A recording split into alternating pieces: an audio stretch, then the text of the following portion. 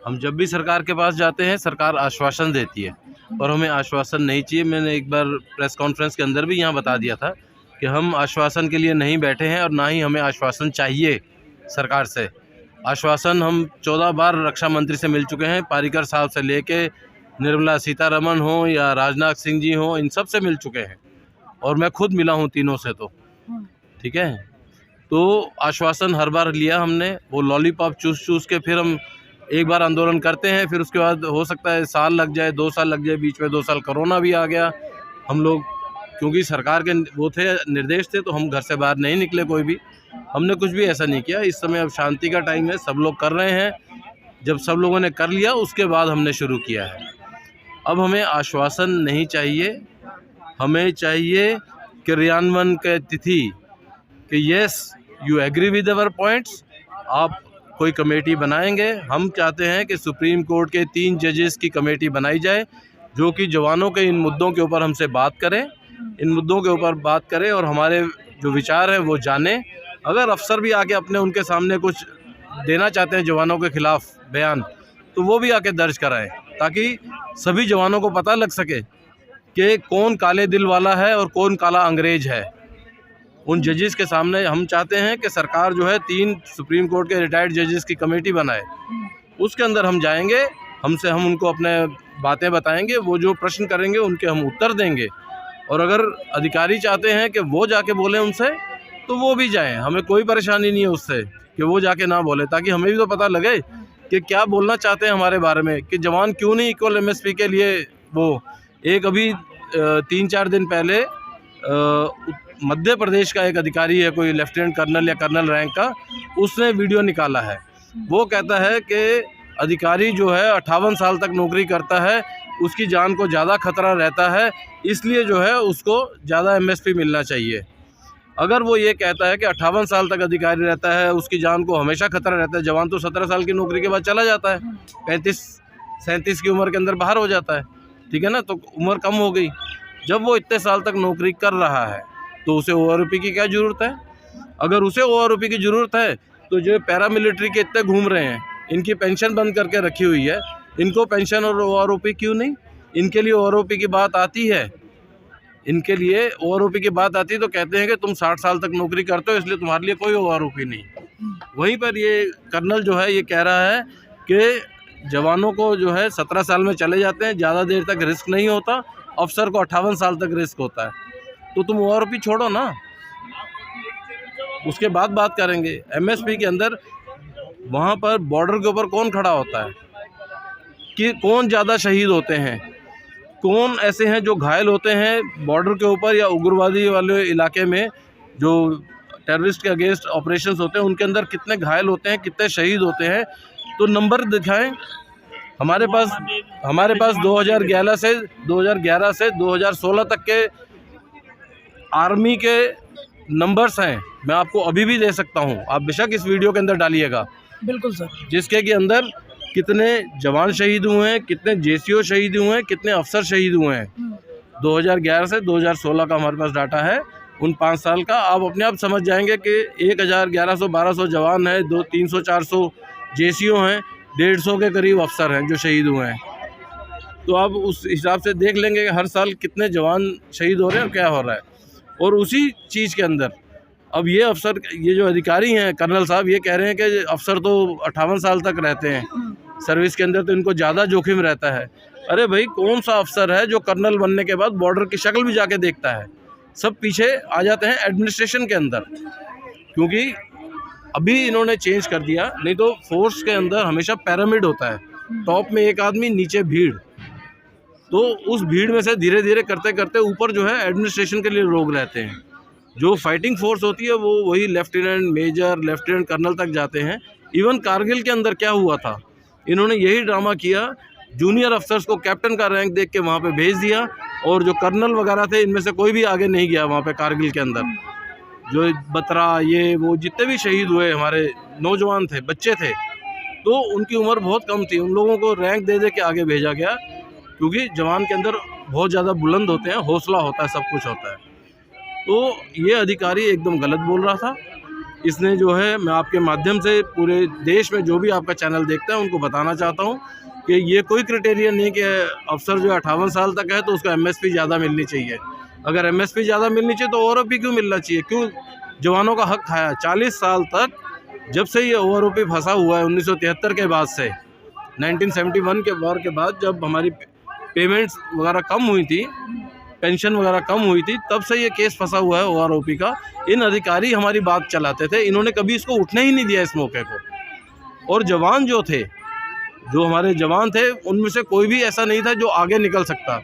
एक बार एक आंदोलन हुआ था जिसके अंदर 2-2,500-3,000 जवान इकट्ठा भी हुए थे, तो उस समय भी अधिकारियों ने उस नफरी का, उस काउंटिंग का जो नंबर था जवानों का, उसको अपने फ़ायदे के लिए यूज़ किया और इस ओआरओपी को और लटका दिया। और अभी भी जाके जो आई है बहुत ही गलत तरीके से और उस तरीके से गई है। जब आप पहले आंदोलन कर रहे थे तो उस टाइम पे आप लोगों को जब भी पता होगा कि इनके लिए ओआरओपी नहीं है, वहीं पर आप लोग फिर मिलके एक साथ क्यों कर रहे थे? कौन मिलके कर रहा था? आप अधिकारियों के साथ थे ना मैं इससे पहले जो आंदोलन हुआ था।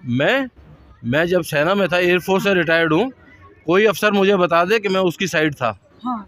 रिटायर होने की तो बात ही अलग है।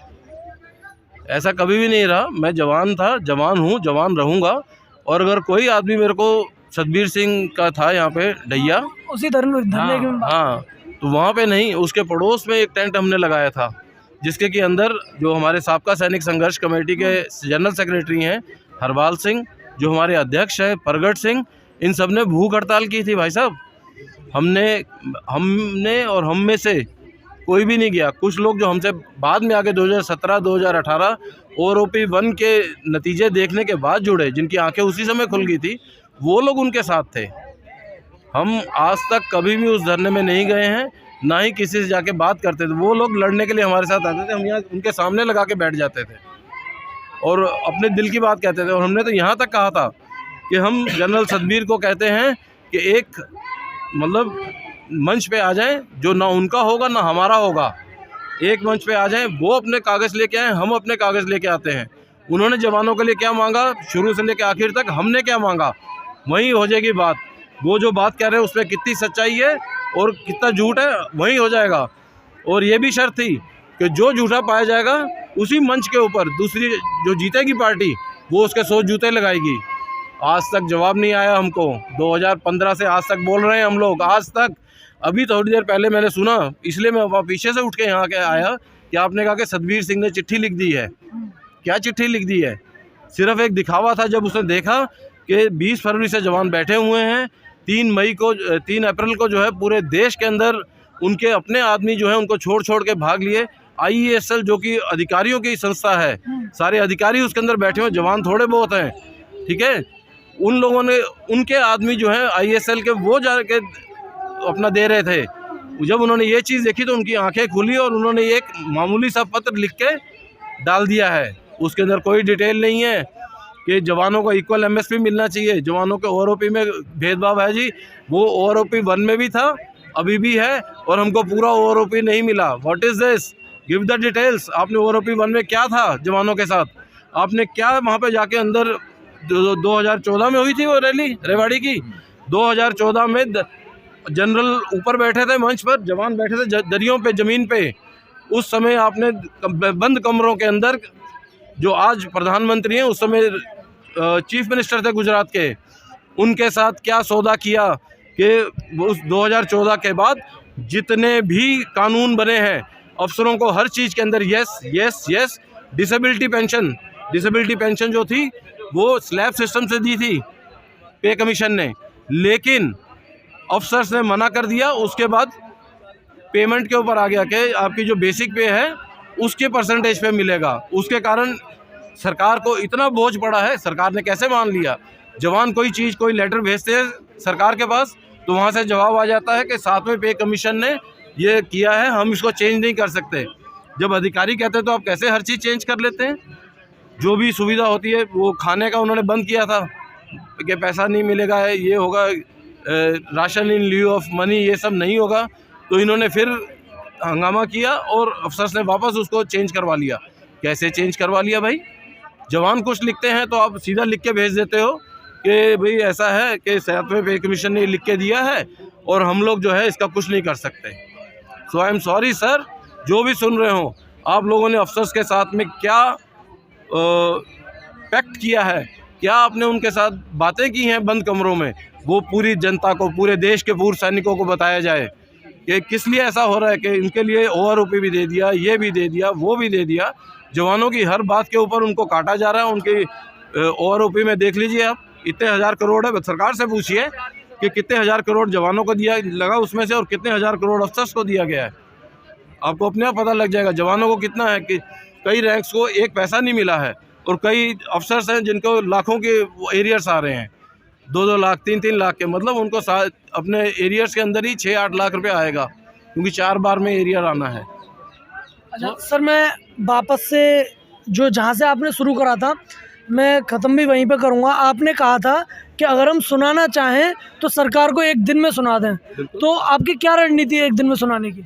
ये तो भैया रणनीति कभी भी बनाई नहीं जाती, ये ऑफ द मोमेंट होती है, on the moment, on the spot.